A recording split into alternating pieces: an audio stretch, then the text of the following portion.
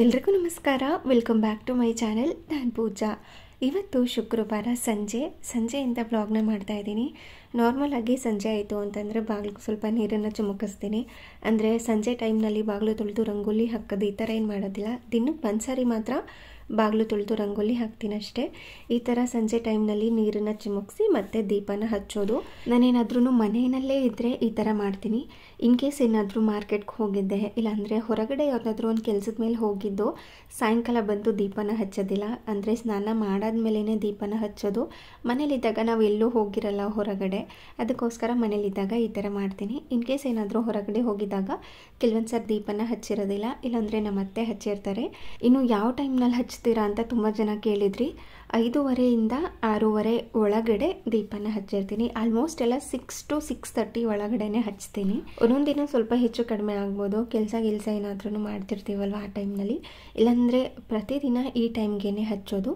ಒಬ್ಬೊಬ್ಬರು ಒಂದೊಂದು ಥರ ಮಾಡ್ತಾರೆ, ನಾನು ಈ ಥರ ಮಾಡ್ತೀನಿ. ಇನ್ನು ಬೆಳಗ್ಗೆನೂ ಪೂಜೆ ಮಾಡಿರ್ತೀನಿ, ಸಾಯಂಕಾಲನೂ ಕೂಡ ಈ ಥರ ಸಿಂಪಲಾಗಿ ಪೂಜೆ ಮಾಡಿರ್ತೀನಿ. ಪೂಜೆನೆಲ್ಲ ಮುಗಿಸ್ಕೊಂಡು ಇನ್ನು ನಾರ್ಮಲ್ ರುಟೀನ್ ಇದ್ದೇ ಇರುತ್ತಲ್ವ, ಕಾಫಿ ಟೀ ಮಾಡೋದು, ಅದನ್ನು ಕೂಡ ಮಾಡೋದಕ್ಕೆ ಸ್ಟಾರ್ಟ್ ಮಾಡ್ಕೋತೀನಿ. ಹಾಗೆ ಏನಾದ್ರೂ ಸಣ್ಣ ಪುಟ್ಟ ಕೆಲಸಗಳಿದ್ದೇ ಇರುತ್ತೆ. ನಾನು ಒಂದ್ಸಾರಿ ಆಲ್ರೆಡಿ ಶೇರ್ ಮಾಡಿದ್ದೆ, ನಾನು ಯಾವಾಗ ಅಡುಗೆ ಮನೆಗೆ ಬರ್ತೀನಲ್ವ ಆ ಟೈಮ್ನಲ್ಲೇ ಯಾವುದಾದ್ರೂ ಸಣ್ಣ ಪುಟ್ಟ ರೀಫಿಲ್ ಮಾಡ್ಕೊಳ್ಳೋದಿದ್ರೆ, ಇಲ್ಲ ಏನಾದ್ರೂ ಅಡುಗೆ ಮನೆ ಕೆಲಸ ಇದ್ದರೆ ನಾನು ಅಡುಗೆ ಮಾಡೋಕ್ಕೆ ಬರ್ತೀನಿ ನೋಡಿ, ಆ ಟೈಮ್ನಲ್ಲೇ ಮಾಡ್ಕೊಂಡಿರ್ತೀನಿ. ಸೆಪ್ರೇಟಾಗಿ ಇದಕ್ಕೆ ಅಂತ ಟೈಮಿಂಗ್ಸ್ ಅಂತ ಎತ್ತಿಟ್ಕೊಂಡಿರೋದಿಲ್ಲ. ಯಾವಾಗ ಅಡುಗೆ ಮಾಡೋದಕ್ಕೆ ಸ್ಟಾರ್ಟ್ ಮಾಡ್ಕೋತೀನಲ್ವ ಅದ್ರ ಮಧ್ಯೆ ಇದೊಂದು ಕೆಲಸಗಳನ್ನ ಮಾಡ್ಕೊಳ್ಳೋದು. ಇವಾಗ ಹಾಲನ್ನು ಕೂಡ ಕಾಯಲಿಕ್ಕೆ ಇಟ್ಕೊಂಡಿದ್ದೀನಿ. ಹಾಗೆ ಇನ್ನೊಂದು ಸೈಡಲ್ಲಿ ಹಾಲು ಕಾಯೋ ಅಷ್ಟರಲ್ಲಿ ಏನಾದರೂ ರೀಫಿಲ್ ಮಾಡ್ಕೊಳ್ಳೋದಿದ್ರೆ, ಯಾವುದಾದ್ರೂ ಕ್ಲೀನ್ ಮಾಡ್ಕೊಳ್ಳೋದಿದ್ರೆ ಅದನ್ನೆಲ್ಲ ಈ ಟೈಮ್ನಲ್ಲಿ ಮಾಡ್ಕೋತಾ ಇರ್ತೀನಿ. ಇವಾಗ ಸ್ವಲ್ಪ ಹಸಿರು ಕಾಳನ್ನು ರೀಫಿಲ್ ಮಾಡ್ಕೋಬೇಕಾಗಿತ್ತು. ಮೊನ್ನೆ ತರಿಸಿದ್ದೆ ಬಿಗ್ ಬಾಸ್ಕೆಟಿಂದ, ಬಟ್ ಅದನ್ನು ರೀಫಿಲ್ ಮಾಡ್ಕೊಳ್ಳೋದಕ್ಕೆ ಆಗಿರಲಿಲ್ಲ. ಸ್ವಲ್ಪ ಕಾಳಿತ್ತು, ನೋಡೋಣ ಏನಾದರೂ ಮಾಡಿ ಖಾಲಿ ಮಾಡಿ ಅದಾದಮೇಲೆ ರೀಫಿಲ್ ಮಾಡ್ಕೊಳ್ಳೋಣ ಅಂತ ಅಂದ್ಕೊಂಡಿದ್ದೆ. ಬಟ್ ಕಾಳು ಖಾಲಿನೇ ಆಗಿರಲಿಲ್ಲ. ಇನ್ನೇನು ಹಾಗೆ ಇಟ್ಟರೆ ಪ್ಯಾಕೆಟ್ ಹಾಗೆ ಇರುತ್ತೆ ಅಂತ ಇವಾಗ ಇದನ್ನೆಲ್ಲ ರೀಫಿಲ್ ಮಾಡ್ಕೋತಾ ಇದ್ದೀನಿ. ಇನ್ನು ಮಿಕ್ಕಿರೋಂಥ ಕಾಳೇನಿತ್ತು, ಹಳೆ ಕಾಳು ಜೊತೆನೇ ಇನ್ನು ಸ್ವಲ್ಪ ಹೊಸ ಕಾಳಿತ್ತಲ್ವ ಅದನ್ನು ಒಂದು ಬೌಲ್ಗೆ ಹಾಕಿ ಇಟ್ಕೊಂಡಿದ್ದೀನಿ. ನೆನೆಸ್ಬಿಡೋಣ ಇವಾಗಲೇ ಮೊಳಕೆ ಕಟ್ಕೊಳ್ಳೋಕ್ಕೆ, ಏನಾದ್ರೂ ಸಾಂಬಾರು ಇಲ್ಲಾಂದರೆ ಕರಿ ಮಾಡ್ಕೊಳ್ಳೋದಕ್ಕೆ ಯೂಸ್ ಆಗುತ್ತೆ ಅಂತ. ಇನ್ನು ಇದೊಂದನ್ನು ಇನ್ನೊಂದು ಬಾಕ್ಸ್ನಲ್ಲಿ ಇಡಬೇಕು, ಇಲ್ಲ ಅಂತಂದರೆ ಇನ್ನೊಂದು ಕವರ್ನಲ್ಲಿ ಹಾಕಿ ಇಡಬೇಕು. ಕೆಲವೊಂದು ಸಾರಿ ಕವರ್ನಲ್ಲಿ ಹಾಕಿಟ್ಟಾಗ ನಾವು ಇಟ್ಟಿರೋದೇ ಮರ್ತೋಗ್ಬಿಟ್ಟಿರುತ್ತೆ. ಈ ಥರ ಸ್ವಲ್ಪ ಕಾಳುಗಳೇನಾದರೂ ಇದ್ದರೆ ಅದಕ್ಕೋಸ್ಕರ ಇವಾಗಲೇ ನೆನೆಸ್ಬಿಡೋಣ ಅಂತ ಸೈಡಲ್ಲಿ ಎತ್ತಿಟ್ಕೊಂಡಿದ್ದೀನಿ. ಹಾಗೆ ಅಲಸಂದೆ ಕಾಳು ಕೂಡ ಸ್ವಲ್ಪ ತೊಗೊಂಡು ಬಂದಿದ್ವಿ. ಅಂದರೆ ಯಾರೋ ಒಬ್ರಿಗೆ ಹೇಳಿದ್ವಿ, ಊರಿಂದ ತೊಗೊಂಡು ಬಂದು ಕೊಡ್ತಾರೆ ಅವ್ರಿಗೆ ಹೇಳಿದ್ವಿ, ತಂದು ಕೊಟ್ಟಿದ್ರು. ಅದನ್ನು ಕೂಡ ಇವಾಗ ರೀಫಿಲ್ ಮಾಡ್ಕೋತಾ ಇದ್ದೀನಿ. ಇವಾಗ ಇದನ್ನು ಕ್ಲೀನ್ ಮಾಡ್ಕೋಬೇಕಾಗಿತ್ತು, ಟೈಮ್ ಇರಲಿಲ್ಲ. ಅದಕ್ಕೇ ಹಾಗೇ ಒಂದು ಬಾಕ್ಸ್ನಲ್ಲಿ ಹಾಕಿ ಸ್ಟೋರ್ ಮಾಡ್ಕೋತಾ ಇದ್ದೀನಿ. ನಾರ್ಮಲ್ ಆಗಿ ಯಾವುದಾದ್ರೂ ಕಾಳನ್ನು ತಂದಾಗ ಕ್ಲೀನ್ ಮಾಡಿಕೊಂಡೇ ಸ್ಟೋರ್ ಮಾಡ್ಕೊಳ್ಳೋದು. ಕೆಲವೊಂದು ಆನ್ಲೈನಿಂದ ಬುಕ್ ಮಾಡ್ಕೊಂಡಿರ್ತೀವಲ್ವ ಅದೆಲ್ಲ ಆಲ್ಮೋಸ್ಟ್ ನೀಟಾಗೇ ಇರುತ್ತೆ, ಕಲ್ಲು ಗಿಲ್ಲು ಏನೂ ಇರೋದಿಲ್ಲ. ಕೆಲವೊಂದು ಸಾರಿ ಇರುತ್ತೆ ಅಷ್ಟೇ. ನಾನು ಅಡುಗೆ ಮಾಡ್ಕೊಳ್ಳೋವಾಗ ಬಳಸ್ಕೊತೀನಲ್ವ ಆ ಟೈಮ್ನಲ್ಲಿ ಒಂದು ಸಾರಿ ನೋಡಿಕೊಂಡು ಬಳಸ್ಕೊಂಡಿರ್ತೀನಿ. ಇನ್ನು ಊರಿಂದ ತರಿಸಿದಾಗ ಈ ಹುರುಳಿಕಾಳಲ್ಲಾಗಿರ್ಬೋದು, ಹಾಗೆ ಅಲಸಂದೆ ಕಾಳು, ಅವರೆಕಾಳೆಲ್ಲ ನಾವು ಊರಿಂದ ತರಿಸ್ಕೊತೀವಲ್ವ, ಅಂದರೆ ಯಾರಾದರೂ ಬೆಳೆದಿರ್ತಾರಲ್ವ ಅವ್ರ ಹತ್ರ ತರಿಸ್ಕೊಂಡಾಗ ಸ್ವಲ್ಪ ಈ ಸೆತ್ತೆ ಥರ ಆಗಿರ್ಬೋದು, ಕಲ್ಲಾಗಿರ್ಬೋದು, ಮತ್ತು ಈ ಥರದ್ದೆಲ್ಲ ಇದ್ದೇ ಇರುತ್ತೆ. ಅದನ್ನು ಕ್ಲೀನ್ ಮಾಡ್ಕೋಬೇಕು. ಇವಾಗ ಆ ಥರದ್ದಿತ್ತು, ಬಟ್ ಕ್ಲೀನ್ ಮಾಡ್ಕೊಳ್ಳೋಕೆ ಟೈಮ್ ಇರಲಿಲ್ಲ ಅಂತ ಇದೇ ಥರನೇ ಬಾಕ್ಸ್ಗೆ ಹಾಕಿ ಸ್ಟೋರ್ ಮಾಡ್ಕೊಂಡಿದ್ದೀನಿ. ಇನ್ನು ಯಾವಾಗಲಾದ್ರೂ ಟೈಮ್ ಆಯಿತು ಅಂತ ಅಂದರೆ ಕ್ಲೀನ್ ಮಾಡಿಕೊಂಡು ಇಟ್ಕೊಳ್ಳೋಣ ಅಂತ. ಇನ್ನು ಅವಲಕ್ಕಿ ಕೂಡ ಖಾಲಿ ಆಗ್ತಾಯಿತ್ತು, ಅದನ್ನು ಕೂಡ ರೀಫಿಲ್ ಮಾಡ್ಕೋತಾ ಇದ್ದೀನಿ. ಮೊನ್ನೆ ಅಷ್ಟೇ ಅವಲಕ್ಕಿ ಉಪ್ಪಿಟ್ಟು ಮಾಡಿದ್ದೆ. ಕೆಲವ್ರು ಕೇಳ್ತಾ ಇರ್ತೀರ, ಯಾವಾಗಲೂ ರೈಸ್ ಐಟಮ್ ಮಾಡ್ತೀರಾ, ಉಪ್ಪಿಟ್ಟು ಅವಲಕ್ಕಿ ಉಪ್ಪಿಟ್ಟು ಈ ಥರದ್ದೇನು ಮಾಡಲ್ವ ಅಂತ. ಮಾಡ್ತೀನಿ, ಅದನ್ನೆಲ್ಲ ಶೇರ್ ಮಾಡೋದಕ್ಕೆ ಹೋಗೋದಿಲ್ಲ. ನಾರ್ಮಲ್ ಆಗಿ ಮಾಡೋ ಥರನೇ ಮಾಡೋದು, ಏನು ಸ್ಪೆಷಲ್ ಅನ್ಸಲ್ವಲ್ಲ, ಸೊ ಹಾಗಾಗಿ ಶೇರ್ ಮಾಡಲ್ಲ ಅಷ್ಟೇ. ಏನಾದ್ರೂ ಈವ್ನಿಂಗ್ ಟೈಮ್ನಲ್ಲಿ ಇಲ್ಲ ಬೆಳಗ್ಗೆ ಬ್ರೇಕ್ಫಾಸ್ಟ್ಗೆಲ್ಲ ಮಾಡ್ತಾನೆ ಇರ್ತೀವಿ. ನಮ್ಮನೇಲಂತೂ ಅವಲಕ್ಕಿ ತುಂಬ ಕಡಿಮೆನೇ ತಿನ್ನೋದು, ಆದರೆ ತಿಂಗ್ಳಿಗೆ ಒಂದು 2-3 ಸರಿ ಮಾಡಿದ್ರೂ ಕೂಡ ತಿಂತಾರೆ. ತಿಂಗ್ಳಿಗೆ 2-3 ಸರಿ ಅಂತೂ ಮಾಡ್ತಾನೆ ಇರ್ತೀನಿ. ಇವಾಗ ಅವಲಕ್ಕಿನೆಲ್ಲ ಎತ್ತಿಟ್ಕೊಂಡಿದ್ದಾಯಿತು. ಇನ್ನು ಕಾಫಿ ಮಾಡ್ಕೊಳ್ಳೋದಕ್ಕೆ ಹಾಲನ್ನು ಕೂಡ ಶೋಧಿಸ್ಕೊಂಡು ಕಾಫಿನ ಮಾಡ್ಕೋತೀನಿ. ಕೆಲವೊಂದು ಸಾರಿ ಶೋಧಿಸೋದಿಲ್ಲ, ಕೆನೆ ಏನಾದರೂ ಕಡಿಮೆ ಇತ್ತು ಅಂತಂದರೆ. ಇನ್ ಕೇಸ್ ಬೆಳಿಗ್ಗೆ ಕಾಯಿಸಿರುವಂಥ ಹಾಲಲ್ಲಿ ಸಾಯಂಕಾಲ ಅಷ್ಟರಲ್ಲಿ ಕೆನೆ ಬಂದಿರುತ್ತಲ್ವ, ಅದೆಲ್ಲ ಇದ್ದರೆ ಕಾಫಿ ಮಾಡಿದಾಗ ಮಧ್ಯದಲ್ಲಿ ಒಂದೊಂದು ಬರ್ತಾ ಇರುತ್ತೆ. ಅಂದರೆ ಸ್ವಲ್ಪ ಚಿಕ್ಕದಾಗಿ ಒಂದೊಂದು ಚಿಕ್ಕ ಪೀಸ್ ಕೆನೆ ಕಾಫಿ ಕುಡಿಯೋವಾಗೆಲ್ಲ ಡಿಸ್ಟರ್ಬೆನ್ಸ್ ಆಗ್ತಾ ಇರುತ್ತೆ. ಕೆಲವ್ರಿಗೆ ಆ ಥರ ಕೆನೆ ಇದ್ದರೆ ಇಷ್ಟ ಆಗುತ್ತೆ ಕಾಫಿ ಕುಡಿಯೋವಾಗ, ಕೆಲವ್ರಿಗೆ ಆ ಥರ ಕೆನೆ ಇದ್ದರೆ ಇಷ್ಟ ಆಗಲ್ಲ. ನಮ್ಮ ಮನೆಯಲ್ಲಿ ಯಾರಿಗೂ ಕೂಡ ಇಷ್ಟ ಆಗಲ್ಲ. ಅದಕ್ಕೋಸ್ಕರ ಅದನ್ನು ಶೋಧಿಸ್ಕೊತೀನಿ. ಕೆಲವ್ರು ಶೋಧಿಸ್ಕೊಳ್ದೇ ಕುಡಿತೀರಾ, ನಾನು ತುಂಬ ಜನ ನೋಡಿದ್ದೀನಿ, ವೇಸ್ಟ್ ಆಗಿಬಿಡುತ್ತೆ ಕೆನೆ ಅದು ಅಂತ. ಬಟ್ ನಮ್ಗೆ ಅದು ಇಷ್ಟ ಆಗಲ್ಲ, ಡಿಸ್ಟರ್ಬೆನ್ಸ್ ಆಗುತ್ತೆ ಅಂತ ಶೋಧಿಸ್ಕೊಂಡು ಕಾಫಿ ಮಾಡ್ಕೊಳ್ಳೋದು. ಹಾಗೆ ಇನ್ನೂ ಕೆಲವ್ರು ಕೇಳ್ತಾನೆ ಇರ್ತೀರಿ, ಕಾಫಿ ಯಾಕೆ ನಾವು ಮಾಡೋ ಥರ ನಾರ್ಮಲಾಗಿ ಮಾಡೋದಿಲ್ಲ ಅಂತ. ಒಬ್ಬೊಬ್ರಿಗೆ ಒಂದೊಂದು ಟೇಸ್ಟ್ ಇರುತ್ತೆ. ಸಕ್ಕರೆ ಕಡಿಮೆ ಬೇಕಿರುತ್ತೆ, ಡಿಕಾಕ್ಷನ್ ಜಾಸ್ತಿ ಬೇಕಿರುತ್ತೆ, ಇಲ್ಲ ಕಾಫಿ ಪೌಡರ್ ಜಾಸ್ತಿ ಬೇಕಿರುತ್ತೆ, ಈ ಥರ ಇರುತ್ತೆ. ನಮ್ಮ 3 ಜನದ್ದೂ ಕೂಡ 3 ಥರ ಟೇಸ್ಟು. ಅದಕ್ಕೋಸ್ಕರ ಸೆಪ್ರೇಟಾಗಿ ಕಾಫಿ ಪೌಡರ್ ಸಕ್ಕರೆನೆಲ್ಲ ಹಾಕಿ ಮಾಡೋದು.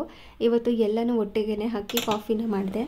ಇವಾಗ ಕಾಫಿನೂ ಮಾಡಿಕೊಟ್ಟು ಸ್ನ್ಯಾಕ್ಸ್ ಏನೂ ಮಾಡಿರಲಿಲ್ಲ, ಬರೀ ಕಾಫಿನೇ ಕುಡಿದು ಇವಾಗ ಸ್ನ್ಯಾಕ್ಸ್ ಏನಾದರೂ ಮಾಡ್ಕೊಳ್ಳೋಣ ಅಂತ ರೆಡಿ ಮಾಡ್ಕೋತಾ ಇದ್ದೆ. ಅದಕ್ಕಿಂತ ಮುಂಚೆ ಸ್ವಲ್ಪ ಕಾಳನ್ನು ಮೊಳಕೆ ಕಟ್ಬಿಡೋಣ. ಭಾನುವಾರ ಮಧ್ಯಾಹ್ನಕ್ಕೆ ಮೊಳಕೆ ಕಾಳು ಸಾಂಬಾರು ಮಾಡೋಣ ಅಂತ ಇಲ್ಲಿ ಮೊಳಕೆನ ಕಟ್ತಾ ಇದ್ದೀನಿ. ಅದಕ್ಕೋಸ್ಕರ ಇಲ್ಲಿ ಒಂದು 4ರಿಂದ 5 ಥರ ಕಾಳನ್ನು ಸೇರಿಸ್ಕೋಬೋದು. ಮೊಳಕೆ ಕಾಳು ಬರೀ ಹುರುಳಿ ಕಾಳನ್ನು ಹಾಕಿ ಮೊಳಕೆ ಕಟ್ಟಿ ಸಾಂಬಾರು ಮಾಡಿದ್ರೂ ಕೂಡ ಚೆನ್ನಾಗಿರುತ್ತೆ. ಈ ಥರ ಬೇರೆ ಬೇರೆ ಕಾಳುಗಳನ್ನು ಕೂಡ ಹಾಕಿ ಸಾಂಬಾರು ಮಾಡಿದ್ರೆ ಚೆನ್ನಾಗಿರುತ್ತೆ. ಎರಡೂ ಕೂಡ ಡಿಫ್ರೆಂಟ್ ಟೇಸ್ಟೇ ಕೊಡುತ್ತೆ.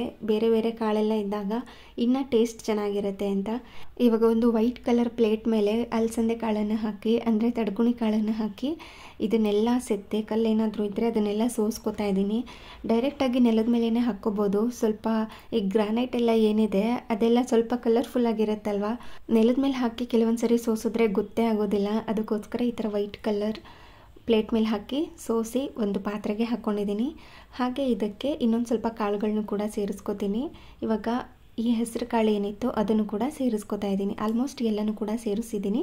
ಹಾಗೆಯೇ ಇದಕ್ಕೆ ಸ್ವಲ್ಪ ಹುರುಳಿಕಾಳನ್ನು ಕೂಡ ಹಾಕ್ಕೋತಾ ಇದ್ದೀನಿ. ಈ ಥರ ಮೊಳಕೆ ಕಟ್ಟಿ ಸ್ವಲ್ಪ ಜಾಸ್ತಿನೇ ಇಟ್ಕೊಂಡ್ಬಿಟ್ರೆ ಬೇಕು ಅಂದಾಗ ಸಾಂಬಾರು ಮಾಡ್ಕೋಬೋದು. ನೆಕ್ಸ್ಟ್ ಡೇ ನಾವು ಇದರಿಂದನೇ ಕರಿ ಗಿರಿ ಥರ ಮಾಡ್ಕೋಬೋದು ಚಪಾತಿಗೆ ಅಂತ ಸ್ವಲ್ಪ ಜಾಸ್ತಿನೇ ಕಾಳುಗಳನ್ನ ನೆನೆಸಿಟ್ಕೋತಾ ಇದ್ದೀನಿ. ಅದ್ರ ಜೊತೆ ಸ್ವಲ್ಪ ಕಡಲೆಕಾಳು ಹಾಗೆ ಕಾಬೂಲ್ ಕಡಲೆನೂ ಕೂಡ ಹಾಕಿ ಇವಾಗ ಇದನ್ನು 4ರಿಂದ 5 ಸಾರಿ ವಾಶ್ ಮಾಡ್ಕೋಬೇಕು. ಮೊದಲೆಲ್ಲ ಬಟಾಣಿ ಕೂಡ ಹಾಕ್ತಾಯಿದ್ದೆ, ಬಟಾಣಿನಲ್ಲಿ ಬೇಗ ಮೊಳಕೆ ಬರೋದಿಲ್ಲ. ಅದಕ್ಕೋಸ್ಕರ ಇವಾಗ ಅದನ್ನು ಸ್ಕಿಪ್ ಮಾಡ್ಕೋತಾ ಇದ್ದೀನಿ. ಬರೀ ಇಷ್ಟು ಕಾಳುಗಳನ್ನ ಮಾತ್ರ ಹಾಕಿ ಮೊಳಕೆನ ಕಟ್ಕೊಳ್ಳೋದು. ರಾತ್ರಿನೇ ನೆನೆಸಿಟ್ಬಿಟ್ರೆ ಬೆಳಿಗ್ಗೆ ನೀರನ್ನೆಲ್ಲ ಶೋಧಿಸ್ಬಿಟ್ಟು ಮೊಳಕೆ ಕಟ್ಟೋದಕ್ಕೆ ಹಾಕ್ಬಿಡ್ಬೋದು ಅಂತ. ಇದನ್ನು ನಾರ್ಮಲ್ ಆಗಿ ಬಟ್ಟೆನೆಲ್ಲ ಕಟ್ಟಿ ಮೊಳಕೆ ಏನು ಕಟ್ಟೋದಿಲ್ಲ, ಬರೀ ನೀರನ್ನು ಶೋಧಿಸ್ಕೋತೀವಲ್ವ, ಆ ತೂತುನ ಬೋಸೆ ಥರ ಇರುತ್ತಲ್ವ, ಅದಕ್ಕೇ ಒಂದು ಲಿಡ್ಡನ್ನ ಕ್ಲೋಸ್ ಮಾಡಿ ಒಂದು ಸೈಡಲ್ಲಿ ಎತ್ತಿಟ್ಬಿಟ್ಟಿರ್ತೀನಿ. ಅದು ಚೆನ್ನಾಗಿ ಮೊಳಕೆ ಬಂದಿರುತ್ತೆ. ಲೋಳೆ ಥರ ಆಗೋದು ಆ ಥರ ಎಲ್ಲ ಆಗೋದಿಲ್ಲ, ತುಂಬ ನೀಟಾಗಿಯೇ ಮೊಳಕೆ ಆಗಿರುತ್ತೆ. ನಾವು ಜಾಸ್ತಿ ದಿನ ಇಟ್ಟಷ್ಟು ಅದು ಲೋಳೆ ಥರ ಬರೋದು, ಸ್ಮೆಲ್ ಬರೋದಾಗುತ್ತೆ. ಇವಾಗ ನಾನು ನೈಟ್ ನೆನೆಸಿಟ್ಟಿದ್ದೀನಲ್ವ, ನಾಳೆ ಬೆಳಗ್ಗೆ ಶೋಧಿಸಿ ಇಟ್ಟರೆ ನಾಳೆ ಸಾಯಂಕಾಲ ಅಷ್ಟರಲ್ಲೇ ಆಲ್ಮೋಸ್ಟ್ ಪುಟ್ಟದಾಗಿ ಮೊಳಕೆ ಬಂದಿರುತ್ತೆ. ಇನ್ನು ಭಾನುವಾರ ಮಧ್ಯಾಹ್ನ ಅಷ್ಟರಲ್ಲಿ ಇನ್ನೂ ಚೆನ್ನಾಗಿ ಮೊಳಕೆ ಬಂದಿರುತ್ತೆ. ಮಧ್ಯಾಹ್ನಕ್ಕೆ ಕರೆಕ್ಟಾಗಿ ಸಾಂಬಾರು ಮಾಡ್ಕೋಬೋದು. 1.5 ದಿನದಲ್ಲಿ ಆರಾಮ್ಸೆ ಬಂದಿರುತ್ತೆ ಅಂತ ಈ ಥರ ರೆಡಿ ಮಾಡಿ ಇಟ್ಕೊಂಡಿರ್ತೀನಿ. ಇನ್ನು ಈರುಳ್ಳಿ ಬೆಳ್ಳುಳ್ಳಿ ತಂದಾಗ ಡೈರೆಕ್ಟಾಗಿ ಸ್ಟೋರ್ ಮಾಡ್ಕೊಳ್ಳೋದಕ್ಕಿಂತ ಅದನ್ನು ಸ್ವಲ್ಪ ಹೊತ್ತು ಬಿಸಿಲಿನಲ್ಲಿ ಇಟ್ಟು ಆನಂತರ ಸ್ಟೋರ್ ಮಾಡ್ಕೋಬೇಕು. ಅದಕ್ಕೋಸ್ಕರ ಅಂತ ಇಲ್ಲಿ 2 ಬ್ಯಾಸ್ಕೆಟ್ಗೆ ಹಾಕಿ ಇಟ್ಟಿದ್ದೀನಿ. ನಾಳೆ ಬೆಳಗ್ಗೆ ಬಿಸಿಲಿಗಿಟ್ಟು ಆನಂತರ ಸ್ಟೋರ್ ಮಾಡ್ಕೊಳ್ಳೋದು. ಈ ಥರ ಬ್ಯಾಸ್ಕೆಟ್ಗೆ ಹಾಕಿ ಇಟ್ಬಿಟ್ರೆ ಯಾರಾದರೂ ಒಬ್ಬರು ತೊಗೊಂಡೋಗಿ ಬಿಸಿಲಲ್ಲಿ ಇಟ್ಟಿರ್ತಾರೆ, ನಾನೇ ಇಡಬೇಕು ಅಂತ ಏನಿರೋದಿಲ್ಲ ಅಲ್ವಾ. ಅದಕ್ಕೋಸ್ಕರ ಆ ಥರ ಹಾಕಿ ಇಟ್ಟಿರ್ತೀನಿ. ತಂದಾಗಲೇ ಬಿಸಿಲು ಬಂದಾಗ ತೊಗೊಂಡೋಗಿ ಹಾಕೋದು ನಾಳೆ ಬೆಳಿಗ್ಗೆ ಅಂತ. ಹಾಗೆ ಇಲ್ಲಿ ಸ್ವಲ್ಪ ಈವ್ನಿಂಗ್ ಸ್ನ್ಯಾಕ್ಸ್ ಕೂಡ ಮಾಡ್ಕೊಳ್ಳೋಣ ಅಂತ ಹಾಗಲಕಾಯಿ ಚಿಪ್ಸ್ನ ಮಾಡ್ತಾಯಿದ್ದೀನಿ. ಸ್ವಲ್ಪ ಇನ್ಸ್ಟಾಗ್ರಾಮ್ಗೂ ಕೂಡ ಶೂಟ್ ಮಾಡ್ಕೋಬೇಕಾಗಿತ್ತು. ಮೊನ್ನೆನೇ ಮಾಡ್ಕೋಬೇಕು ಅಂತ ಇದ್ದೆ ಈ ಚಿಪ್ಸ್ನ, ಬಟ್ ಮಾಡೋದಕ್ಕೆ ಮನಸ್ಸೇ ಆಗಿರಲಿಲ್ಲ. ಟೈಮ್ ಸಿಕ್ಕಾಪಟ್ಟೆ ಇತ್ತು, ತುಂಬ ಫ್ರೀಯಾಗೇ ಇದ್ವಿ, ಆದ್ರೂ ಕೂಡ ಮಾಡೋದಕ್ಕಾಗಿರಲಿಲ್ಲ. ಅದಕ್ಕೋಸ್ಕರ ಇವತ್ತಾದರೂ ಮಾಡೋಣ. ಹಾಗಲಕಾಯಿ 3 ಇದೆ, ಮತ್ತೆ ಮಡಗಿದ್ರೆ ವೇಸ್ಟ್ ಆಗಿಬಿಡುತ್ತೆ ಅಂತ ಮಾಡ್ತಾಯಿದ್ದೀನಿ. ಒಂದೇ ಒಂದು ಹಾಗಲಕಾಯಲ್ಲಿ ಮಾಡ್ಕೋಬೋದು ಈ ಚಿಪ್ಸ್. ಆಲ್ಮೋಸ್ಟ್ ಒಂದು ಡಬ್ಬ ಪೂರ್ತಿ ಆಗುತ್ತೆ. ನಾನು ನಿಮಗೆ ತೋರಿಸ್ತೀನಿ. ಹಾಗಲಕಾಯಿನ ಆಲ್ರೆಡಿ ವಾಶ್ ಮಾಡಿ ಇಟ್ಟಿದ್ದೆ. ಇದು ಮತ್ತೇನು ವಾಶ್ ಮಾಡೋದಕ್ಕೆ ಹೋಗಲಿಲ್ಲ, 2 ಸಾರಿ ಆಲ್ರೆಡಿ ವಾಶ್ ಮಾಡಿಟ್ಟಿದ್ದೆ. ಹಾಗಲಕಾಯಿ ಚಿಪ್ಸ್ ಮಾಡಬೇಕು ಅಂತ ಒಂದು ಸಾರಿ ವಾಶ್ ಮಾಡಿದ್ದೆ, ತಂದಾಗಲೇ ಒಂದು ಸಾರಿ ವಾಶ್ ಮಾಡಿಟ್ಟಿದ್ದೆ ಅಲ್ವಾ. ಅದಕ್ಕೋಸ್ಕರ ಇವಾಗ ಹಾಗೇ ಕಟ್ ಮಾಡಿ ಇಟ್ಕೊಂಡಿದ್ದೀನಿ. ಎಷ್ಟು ತೆಳುವಾಗಿ ಆಗುತ್ತೋ ಅಷ್ಟು ತೆಳುವಾಗಿ ಕಟ್ ಮಾಡ್ಕೋಬೋದು. ಈ ಚಿಪ್ಸ್ ಎಲ್ಲ ಮಾಡ್ತೀವಲ್ಲ ಅದರಲ್ಲೇ ಮಾಡ್ಕೋಬೋದು, ತೊಂದರೆ ಇಲ್ಲ. ಇನ್ ಕೇಸ್ ಬೀಜ ಇದ್ದರೆ ಪ್ರಾಬ್ಲಮ್ ಆಗುತ್ತೆ ಅಂತ ಈ ಥರ ಚಾಕುವಿನಿಂದನೇ ಆದಷ್ಟು ಸ್ಲೈಸಸ್ ಆಗಿ, ಸಣ್ಣ ಸ್ಲೈಸಸ್ ಆಗಿ ಕಟ್ ಮಾಡಿಕೊಂಡು ಎತ್ತಿಟ್ಕೊಂಡಿದ್ದೀನಿ. ನೋಡಿ, ಕಟ್ ಮಾಡಿದ್ಮೇಲೆ ಎಷ್ಟೊಂದು ಪೀಸ್ಗಳು ಸಿಗುತ್ತೆ ಅಂತ. ಹಾಗೆ ಇನ್ನೊಂದು ಸೈಡಲ್ಲಿ ಒಂದು ಚಿಕ್ಕ ಬಾಣಲಿನ ಇಟ್ಕೊಂಡು ಅದಕ್ಕೆ ಎಣ್ಣೆನ ಹಾಕಿ ಕಾಯಲಿಕ್ಕೆ ಇಟ್ಕೊಂಡಿದ್ದೀನಿ. ಇನ್ನು ಈ ಹಾಗಲಕಾಯಿ ಚಿಪ್ಸ್ ಮಾಡ್ಕೊಳ್ಳೋದಕ್ಕೆ ಅಥವಾ ಹಾಗಲಕಾಯಿ ಪಕೋಡ ಅಂತ ಕೂಡ ಹೇಳ್ಬೋದು. ಇದನ್ನು ಚಿಪ್ಸ್ ಅಂತ ಹೇಳೋದಕ್ಕಾಗೋದಿಲ್ಲ, ಪಕೋಡ ಅಂತಲೇ ಹೇಳ್ಬೋದು. ನಿಮ್ಗೆ ಹೆಂಗೆ ಬೇಕೋ ಆ ರೀತಿ ಕರ್ಕೊಳ್ಳಿ. ಇದನ್ನು ನಾನು ಯೂಟ್ಯೂಬ್ ನೋಡೇ ಕಲ್ತಿದ್ದು. ಹಾಗಲಕಾಯಿ ನಮ್ಮ ಮನೆಯಲ್ಲಿ ತಿಂತಾನೇ ಇರಲಿಲ್ಲ, ಗೊಜ್ಜು ಮಾಡಿದ್ರೂ ತುಂಬ ಕಡಿಮೆ ತಿನ್ನೋದು. ನಾವು ಹಾಗಲಕಾಯಿ ತರೋದೇ ಕಡಿಮೆ. ತಂದಾಗ ಏನಾದ್ರೂ ಮಾಡಬೇಕು ಅಂತ ಅಂದಾಗ ಈ ಥರ ಚಿಪ್ಸ್ನ ಮಾಡ್ಕೊಳ್ಳೋದು. ಇದನ್ನು ನಾನು ಮೊದಲೇ ಹೇಳ್ದಂಗೆ ಯೂಟ್ಯೂಬ್ ನೋಡೇ ಕಲ್ತ್ಕೊಂಡಿದ್ದು. ತುಂಬ ಚೆನ್ನಾಗಿ ಬರುತ್ತೆ. ಸ್ಟಾರ್ಟಿಂಗ್ ತಿನ್ನುವಾಗ ಏನೂ ಕಹಿ ಅಂತ ಅನಿಸೋದಿಲ್ಲ, ಆದರೆ ತಿಂದಾದಮೇಲೆ ನಾವು ನುಂಗ್ತೀವಲ್ವ ಆ ಟೈಮ್ನಲ್ಲಿ ಸ್ವಲ್ಪ ಕಹಿ ಅನಿಸುತ್ತೆ ಅಷ್ಟೇ. ಆದರೆ ಟೇಸ್ಟ್ ತುಂಬ ಚೆನ್ನಾಗಿರುತ್ತೆ. ಮಾಡ್ಕೊಳ್ಳೋದು ಅಷ್ಟೇ ಸಿಕ್ಕಾಬಟ್ಟೆ ಸುಲಭ, ತುಂಬ ಈಸಿಯಾಗಿ ಮಾಡ್ಕೋಬೋದು, ಕಡಿಮೆ ಸಮಯದಲ್ಲಿ ಕೂಡ ಮಾಡ್ಕೋಬೋದು. ಈ ಪ್ರಿಪ್ರೇಷನ್ ಟೈಮಿಂಗ್ಸ್ ಏನು ಅಷ್ಟೊಂದು ತೊಗೊಳ್ಳೋದಿಲ್ಲ. ಆದರೆ ನಾವು ಡೀಪ್ ಫ್ರೈ ಮಾಡ್ತಿರ್ತೀವಲ್ವ ಆ ಟೈಮ್ನಲ್ಲಿ ಜಾಸ್ತಿ ಟೈಮ್ ಬೇಕಾಗುತ್ತೆ, ಅದೇನೇ ಟೈಮ್ ಜಾಸ್ತಿ ತೊಗೊಳುತ್ತೆ ಅಂತ ಅನಿಸುತ್ತೆ. ಹಾಗೆ ಶೂಟ್ ಕೂಡ ಮಾಡ್ಕೋಬೇಕಾಗಿತ್ತು. ಎಲ್ಲನೂ ಕೂಡ ರೆಡಿ ಮಾಡಿ ಇಟ್ಕೊಂಡ್ರೆ ಶೂಟ್ ಕೂಡ ಈಸಿಯಾಗಿ ಮಾಡ್ಕೋಬೋದು. ಕೆಲವೊಂದು ಸಾರಿ ಶೂಟ್ ಮಾಡ್ಕೊಳ್ಳೋವಾಗ ಒಂದೊಂದು ಐಟಮ್ ಹಾಕಿರ್ತೀನಿ, ಕೆಲವೊಂದು ಐಟಮ್ ಮಿಸ್ ಮಾಡಿಬಿಟ್ಟಿರ್ತೀನಿ. ಅದಕ್ಕೋಸ್ಕರ ಎಲ್ಲನೂ ಒಟ್ಟಿಗೆ ಒಂದು ಸೈಡಲ್ಲಿ ಎತ್ತಿಟ್ಕೊಂಡ್ರೆ ಯಾವುದ್ಯಾವುದನ್ನು ಹಾಕಬೇಕು ಅದನ್ನೆಲ್ಲ ನೀಟಾಗಿ ಹಾಕ್ಬೋದು ಅಂತ ನೀಟಾಗೆಲ್ಲ ಎತ್ತಿಟ್ಕೊಂಡು ಇವಾಗ ಒಂದು ಮಿಕ್ಸಿಂಗ್ ಬೌಲ್ಗೆ 4 ಸ್ಪೂನಷ್ಟು ಅಕ್ಕಿ ಹಿಟ್ಟನ್ನು ಸೇರಿಸ್ಕೊತಾ ಇದ್ದೀನಿ. ಅದಾದ ನಂತರ 4 ಸ್ಪೂನಷ್ಟು ಕಾರ್ನ್ಫ್ಲೋರ್ನ ಹಾಕ್ಕೋಬೇಕು.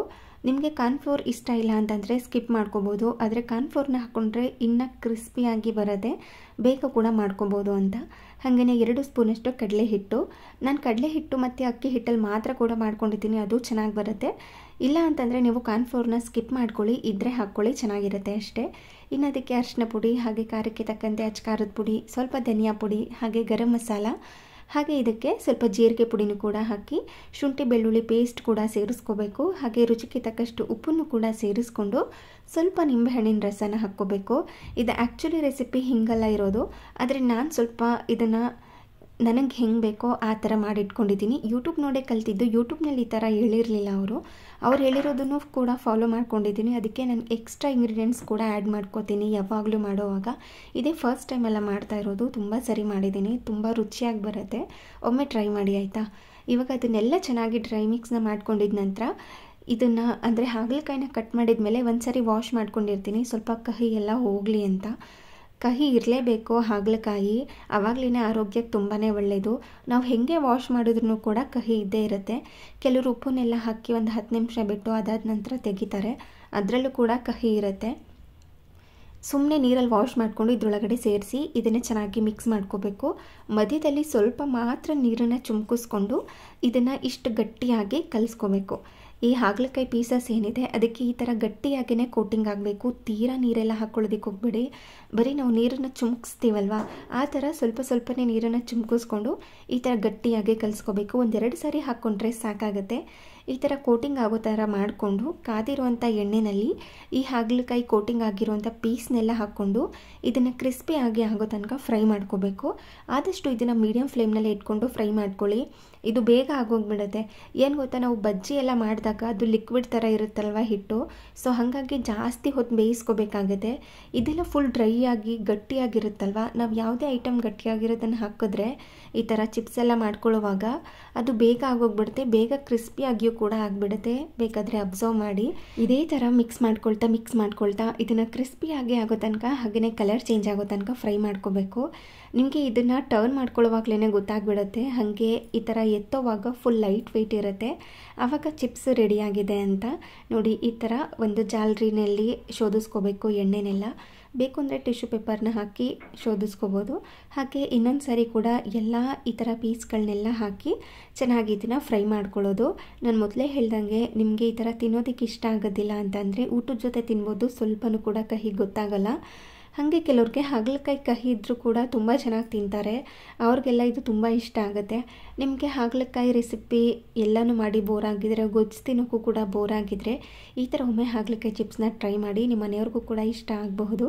ಹಾಗೆ ಇದಕ್ಕೆ ಕೊನೆಯಲ್ಲಿ ಇನ್ನೂ ಸ್ವಲ್ಪ ಟೇಸ್ಟಿಯಾಗಿರಲಿ ಅಂತ ಸ್ವಲ್ಪ ಉಪ್ಪೇನಾದರೂ ಕಡಿಮೆ ಅನಿಸಿದ್ರೆ, ಖಾರ ಏನಾದರೂ ಕಡಿಮೆ ಅನಿಸಿದ್ರೆ ಈ ಹಂತದಲ್ಲಿ ಸ್ವಲ್ಪ ಉಪ್ಪು, ಅಚ್ಕಾರದ ಪುಡಿ, ಹಾಗೆ ಸ್ವಲ್ಪ ಚಟಪಟ ಅಂತ ಅನ್ನಲಿ ಅಂತ ಚಾಟ್ ಮಸಾಲಾನ ಹಾಕಿದ್ದೀನಿ.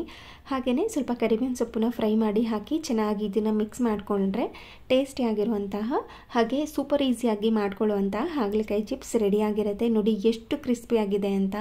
ಆರಾಮಾಗಿ ಕೈಯಿಂದನೇ ಇದನ್ನೆಲ್ಲ ಕ್ರಷ್ ಮಾಡ್ಬೋದು, ಅಷ್ಟು ಕ್ರಿಸ್ಪಿಯಾಗಿ ಇರುತ್ತೆ. ಹಾಗೆ ಇದನ್ನು ಶೂಟೆಲ್ಲ ಮುಗಿಸ್ಕೊಂಡು ಇದನ್ನು ಒಂದು ಬಾಕ್ಸ್ನಲ್ಲಿ ಹಾಕಿ ಸ್ಟೋರ್ ಮಾಡ್ಕೋತೀನಿ. ಒಂದು 8 ಕಂಟೈನರ್ನಲ್ಲಿ ಹಾಕಿ ಸ್ಟೋರ್ ಮಾಡಿಕೊಂಡ್ರೆ 1 ವೀಕ್ ತನಕ, 1 ತಿಂಗಳ ತನಕನೇ ಸ್ಟೋರ್ ಮಾಡ್ಕೋಬೋದು, ಏನೂ ತೊಂದರೆ ಆಗೋದಿಲ್ಲ. ಅಂದರೆ ನೀರು ಜಾಸ್ತಿ ಹಾಕಿರಲ್ಲ ಅಲ್ವಾ, ತುಂಬ ಚೆನ್ನಾಗೇ ಇರುತ್ತೆ. ಅಲ್ಲಿ ತನಕ ಬಿಡೋದೇ ಇಲ್ಲ, ಖಾಲಿನೇ ಮಾಡಿಬಿಡ್ತೀರಿ ಅಂತ ಅನಿಸುತ್ತೆ. ನಮ್ಮನೇನಲ್ಲೂ ಅಷ್ಟೇ 1 ವೀಕ್ ತನಕ ಸ್ಟೋರ್ ಮಾಡ್ಕೋತೀನಿ. ಆಲ್ಮೋಸ್ಟ್ 1 ತಿಂಗಳು ತನಕ ಸ್ಟೋರ್ ಮಾಡ್ಕೊಳ್ಳೋವಂಥದ್ದನ್ನು ಯಾವುದೂ ಮಾಡ್ಕೊಳ್ಳಲ್ಲ.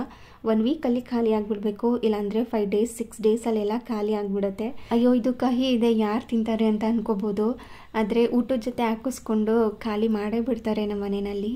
1 ವೀಕಲ್ಲೆಲ್ಲ ಖಾಲಿನೇ ಆಗಿಬಿಡುತ್ತೆ. ಇದು 1 ವೀಕ್ ತನಕನೂ ಬರಲ್ಲ ಅಂತ ಅನಿಸುತ್ತೆ. ಇವಾಗ ಶೂಟ್ಗೋಸ್ಕರ ಒಂದು ಬೌಲ್ಗೆ ಹಾಕಿಟ್ಕೊಂಡಿದ್ದೆ ಅಲ್ವಾ, ಅದನ್ನೆಲ್ಲ ಇವಾಗ ಬಾಕ್ಸ್ನಲ್ಲಿ ಹಾಕಿ ಸ್ಟೋರ್ ಮಾಡ್ಕೊಂಡಿದ್ದಾಯಿತು. ಹಾಗೆ ಮಿಕ್ಕಿರುವಂಥದ್ದನ್ನು ಕೂಡ ಈ ಥರ ಒಂದು 8 ಕಂಟೈನರ್ನಲ್ಲಿ ಹಾಕಿ ಸ್ಟೋರ್ ಮಾಡ್ಕೋತೀನಿ. ಕಣ್ಣು ಕೂಡ ಕಾಣಿಸ್ತಾ ಇರುತ್ತೆ, ಹೋಗೋರಿಗೆ ಬರೋರಿಗೆಲ್ಲ ಕಾಣಿಸ್ತಾ ಇರುತ್ತೆ. ಬೇಕು ಅಂದಾಗ ಎತ್ಕೊಂಡು ತಿನ್ಬೋದು ಅಂತ ಈ ಥರ ಹೊರಗಡೆನೇ ಇಟ್ಟಿರ್ತೀನಿ. ಅಂದರೆ ಗ್ರಾಸರೀಸ್ ಎಲ್ಲ ಇಟ್ಕೊಂಡಿದ್ದೀನಲ್ಲ ಅಲ್ಲೆಲ್ಲ ಇಡೋದಿಲ್ಲ.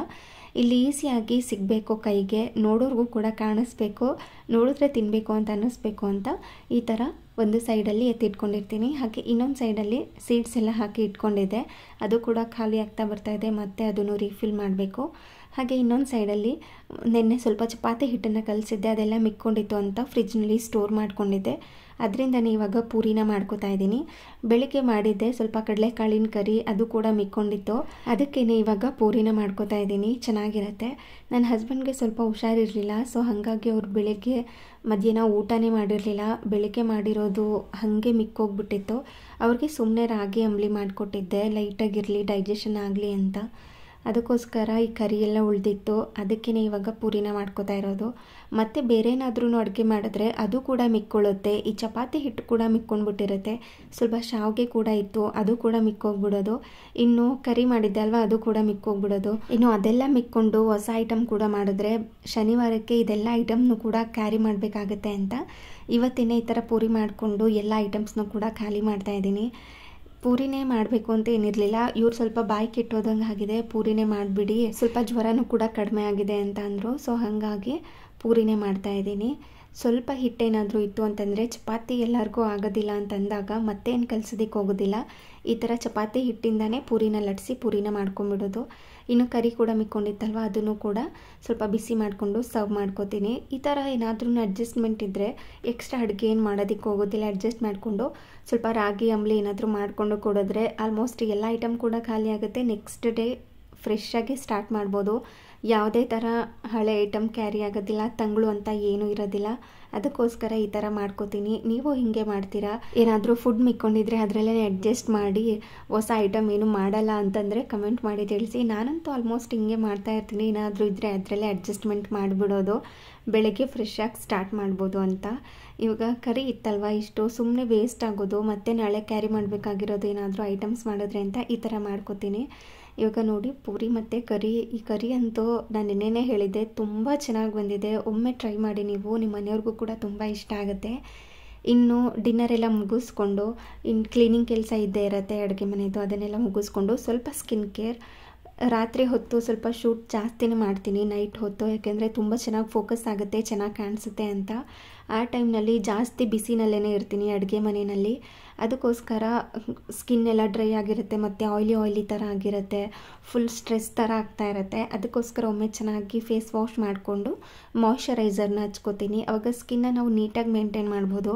ಪಿಂಪಲ್ಸ್ ಆಗೋದು ಮತ್ತು ಗುಳ್ಳೆಗಳೆಲ್ಲ ಆಗೋದು, ಅಲರ್ಜಿ ಥರ ಆಗೋದು, ಈ ಥರ ಎಲ್ಲ ಆಗೋದಿಲ್ಲ. ಅಡುಗೆ ಮನೇಲಿದ್ದಾಗ ಗೊತ್ತೇ ಇದೆ, ಸ್ವಲ್ಪ ಎಣ್ಣೆಯಿಂದನೇ ಮುಖನ ಮುಟ್ಕೊಂಡ್ಬಿಟ್ಟಿರ್ತೀವಿ ಕೆಲವೊಂದು ಸಾರಿ, ಇಲ್ಲಾಂದರೆ ಬೆವರೆಲ್ಲ ಬಂದಿರುತ್ತೆ. ಆ ಟೈಮ್ನಲ್ಲೆಲ್ಲ ಮುಖ ಹುರಿಯೋ ಥರ ಆಗ್ತಾ ಇರುತ್ತೆ. ಅದಕ್ಕೋಸ್ಕರ ಈ ಥರ ನೈಟ್ ಟೈಮ್ನಲ್ಲಿ ಒಮ್ಮೆ ಚೆನ್ನಾಗಿ ಫೇಸ್ ವಾಶ್ ಮಾಡಿ ಅದಕ್ಕೆ ಜಾಸ್ತಿ ಮಾಯ್ಶ್ಚರೈಸರ್ನ ಹಚ್ಚಿ ಅದನ್ನು ಸ್ವಲ್ಪ ಹೊತ್ತು ಹಾಗೇ ಅಬ್ಸರ್ವ್ ಆಗೋದಕ್ಕೆ ಬಿಡ್ತೀನಿ.